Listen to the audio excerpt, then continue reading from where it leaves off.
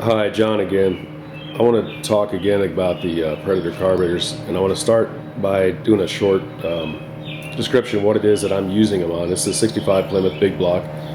Motor's around 450 cubic inch, ported heads. It's kind of got a bigger cam, about a 550 lift. It's close to 300 on the duration. I got the timing bumped up a little bit. I'm running around 12 inches of vacuum. Carburetors were built by Predator out in New Jersey when I first bought them. I sent them out there, and they worked well, except I couldn't cruise. It surged real bad during cruising. Hard acceleration, things like that. It ran awesome. It had good throttle response, but I couldn't cruise with it. So I did some experimenting. I'm not trying to show the car off here. Obviously, it looks like hell, but just want to show what I've got, and what I've done to try to correct some of these issues. Let's step over here to my bench real quick. Excuse me. And what I've got, here's a couple more laying here. I'm going to talk about a lot of things. I'm going to talk real fast. First off, I did a little short video on these metering blocks, but I think I forgot to mention something on here. This looks to me like an original factory one, but I'm not sure. This is the old spool that I did before on one that was bent and chewed up. And actually, this is a different one. I want to kind of show the position of this valve in the metering block. At idle, this valve sits way down in this channel right here, and that basically blocks the flow of fuel, which goes up through this one right here. So if you look, if I shove this valve down into there, you can see how it would block the fuel flow through this.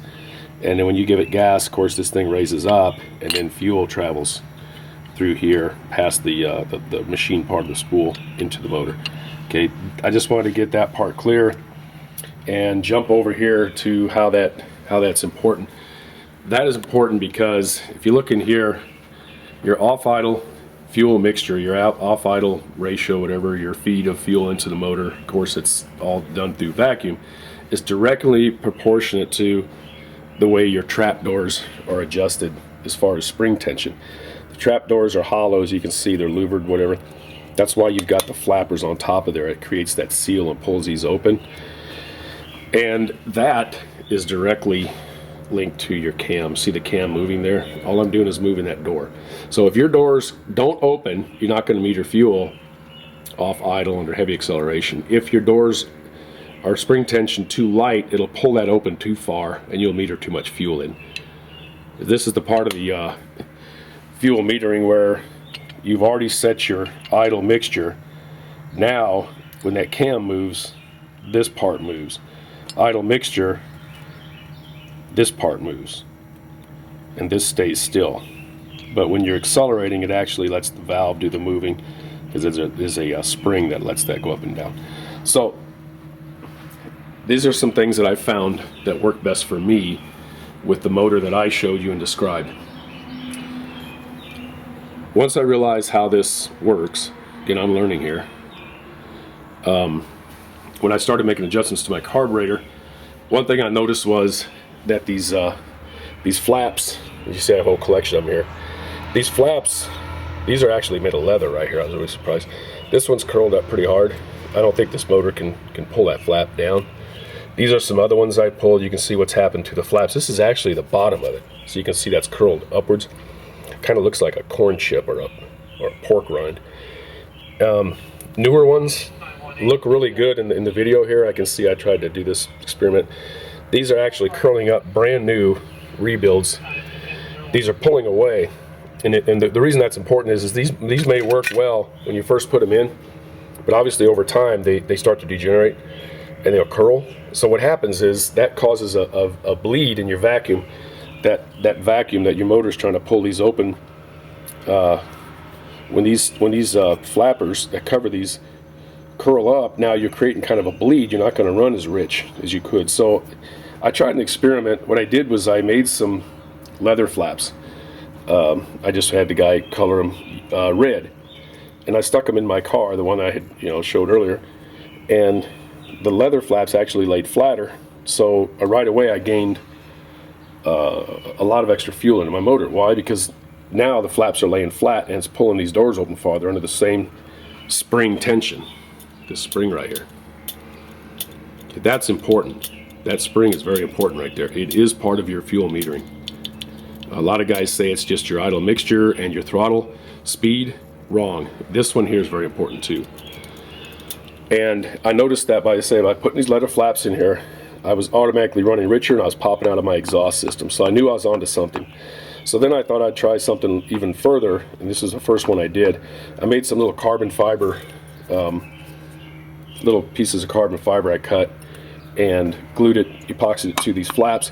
Then the car became almost undrivable because now these flaps are laying absolutely flat. They're sucking open the way they're supposed to. So what I had to do was tension this. I just started putting more and more tension on this spring. It turns out now that in my car, with my 440 and whatever, these are spring tension down. This little screw here is all the way adjusted in.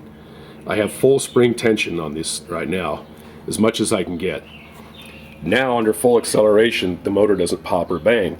Problem is that according to the owner's manual and by testing myself, that changed the idle mixture. So I had to start backing off the idle mixture screw. What I ended up doing then was turning it back off probably more than 3/4 of a turn. And as I did it, I noticed that my idle was climbing.